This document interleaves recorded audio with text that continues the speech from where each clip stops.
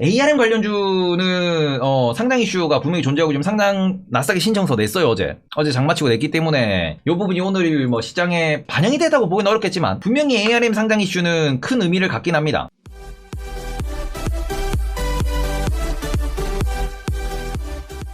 아마 4개월 정도 걸릴 것 같고 이거는 연말 이벤트라고 보시는 게 맞을 것 같아요. 그리고는 지금 ARM이라고 하는 이 기업에 대해서 우리가 조금 더 고민을 해보시면은 얘들은 모바일 AP를 설계하는 애들이었어요.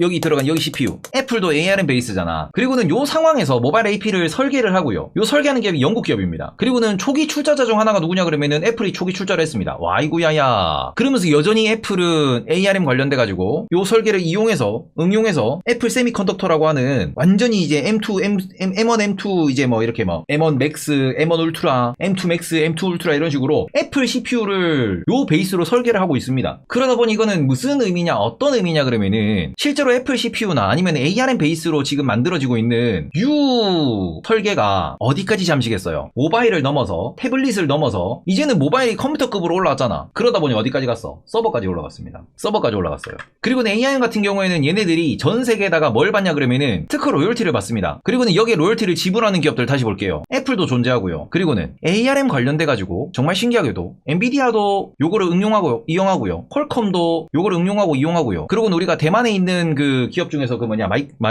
대만의 미디어텍 그리고 과거 기준에서 화웨이의 기린 그리고는 삼성전자도 여기다가 ARM 관련돼가지고 설계해서 만드는 게 엑시노스입니다. 그러니까 우리가 지금 스마트폰에 들어가는 모바일에 들어가는 모든 그 중앙 처리 장치는 ARM 베이스로 만들어져요. ARM 베이스로. 그리고는 얘가 드디어 IPO를 한대요. 원래 엔비디아가 ARM을 본인들이 직접적으로 이게 유상증자까지 때려가지고 ARM을 인수하고 싶어 했지만 실패했죠. 그만큼 ARM에 대해서 집중되고 있는 외교적인 마찰까지도 다 고려해보면은 그만큼 중요한 기술이라고 이야기를 하는 거고요. ARM이 좀 이제 시장에서 화두가 되고 있는 거는 ARM은 모바일을 기준으로 발전하다 보니까 가장 베이스가 저전력입니다. 저전력 설계라고요. 그리고 이 부분에서 이걸 또 모듈화 설계가 가능해요. 그러니까 모듈이 뭐냐 그러면 그냥 얘는 그냥 뭐 CPU 성능을 늘리고 싶으면 그걸 뭐 이렇게 설계를 더하면 되는 거고 그래픽 카드를 늘리고 싶으면 이런 식으로 늘리면 되는 거고 속도를 빠르게 하고 싶다 게임 전용으로 만들고 싶다 그러면은 거기에 필요한 것만 꼽는 거야. 이거는 뭐랑 붙냐 그러면은 CPU 기존에 있던 인텔과 인텔의 X86이라고 부르는 이런 뭐 그냥 뭐 이런 시스템이 있다라고 보시면 되는데 CPU는 뭐냐 그러면은 얘는 모든 거를 다 할 수 있어야 돼요. 모든 걸 다 할 수 있어야 돼. 그러다 보니까 얘는 묵직합니다. 전력도 많이 쓰고 발열도 많이 나고 필요 없는데 게임 성능도 들어가 있고 이러거든. 근데 ARM은 뭐야? 그냥 거기에 맞춰서 설계할 수 있게 만들어주고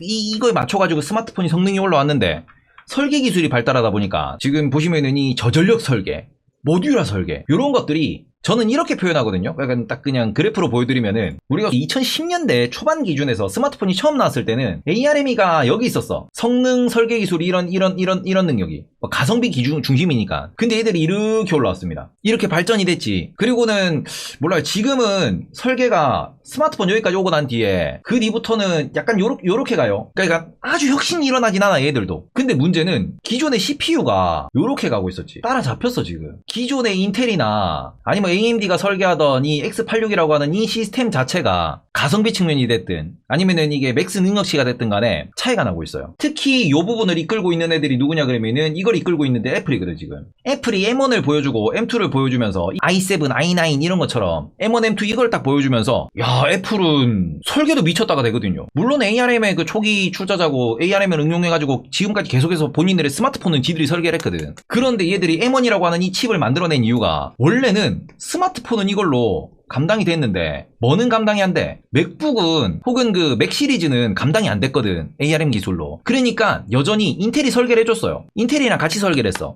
그 ARM이 성능이 이렇게 올라오니까 뭘 도전합니까? 애플이 여기서 도전을 때린 거야. M1 딱 도전 때렸지. 우리 이제 인텔 거 안 씁니다. 우리가 직접 설계할게요. 이제 설계할 수 있을 것 같아. 설계를 해도 요 격차를 줄일 수 있을 것 같아. 그리고 실제로 딱 설계해서 ARM 베이스로 딱 그 설계해서 냈더니 뭐가 됐어? 더 좋아.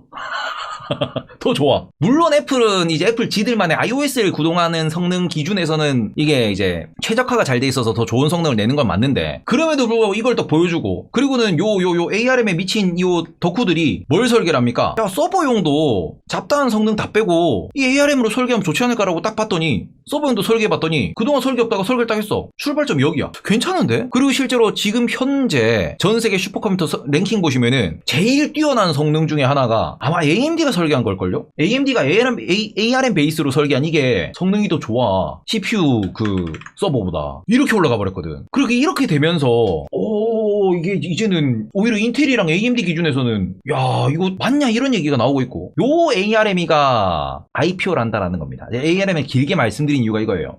이게 상장이 된다라는 거야. 왜 상장을 시키냐? 얘들이 그래도 이게 좀 돈이 좀 덜 되거든. 그리고는 소프트뱅크의 그 손 마사요시 씨가 요거를 2016년인가? 거진 한 50조 주고 샀어요. 근데 문제는 50조가 그때 PSR 기준으로 열 몇 배 되고요. PER 기준으로 거의 100배 주고 샀어요. 100배 이상 주고 샀어. 엄청 비싸게 샀어. 이때 50조가 아니고 50조는 판매가다. 35조다. 매수가가 35조다 그때. 그러니까 이게 35조에 사가지고 엄청 비싸게 샀어. 그러고는 이게 지금 그 마사요시 씨의 비전 펀드라고 지금 굴리고 있는 펀드가 있습니다. 그 돈으로 샀는데 거기가 이제 2022 작년도에 개판 났지. 작년도에 투자한 거 에어비앤비 그건 좀 잘 액시됐지만 다른 이렇게 도어대시라든지 배달하는 애들, 아니 위워크 이런 거 지금 위워크 파산 가고 있잖아. 약간 손 마사요시 씨가 투자한 것 중에 위워크가 있는데 최근에 그냥 반등을 하니 마니 무슨 반등이야. 지불에 지금 상장되고 난 뒤에 여기서부터 지금 빠진 게 99% 빠졌는데 개 박살 났잖아. 개 박살 나버렸어. 이런 게 한둘이 아니에요. 그러니까 이 돈을 그래도 ARM 확실히 돈을 잘 벌고 기술이 있으니까 엑시스를 하려고 딱 메가캄 팜 이랬어. 얼마? 50조. 이때 사이닉스가 들어가니 뭘 들어가니 누가 사니 말이 되게 많았어요. 그 35조짜리를 50조에 파는 게 좀 들난문 장사긴 하지만서도 한 5년 보유했는데 2배 더블도 못 냈으니까. 그럼에도 불구하고 50조라면은 사람들이 군침을 흘리는 거야. 적은 돈이 아니야. 왜? 마사요시 씨가 굴린 돈이 1000조짜리거든. 1000조짜리에 50조라 그러면은 이거 수익률 짱짱하지. 15조 버는 건데. 그러니까 그러고는 손을 들었어. 누가? 엔비디아가. 우리가 살게요. 근데 이거를 다른 이렇게 영국 정부라든지 미국 정부라든지 또 방금 말씀드렸죠. 특허 로열티를 주는 애가 퀄컴.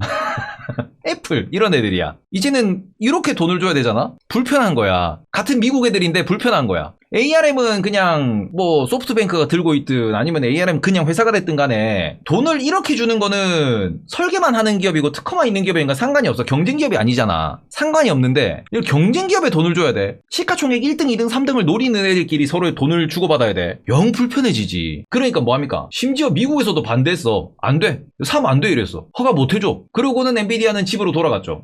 뿌잉 이러고 이제 뺐습니다. 발 뺐지. 근데 여전히 마사요시 씨는 어떻게 됐습니까? 여전히 올해도 이제 위워크 보시다시피 개판 나고 있으니 안 되겠어. IPO라도 해야겠어. 하면서 이야기하고 있는 35조의 원금을 회수해야겠어. 이 얘기를 하면서 나오는 게 지금 IPO고요. 요렇게 IPO가 되면서 ARME가 이제 시장의 화두가 되었다.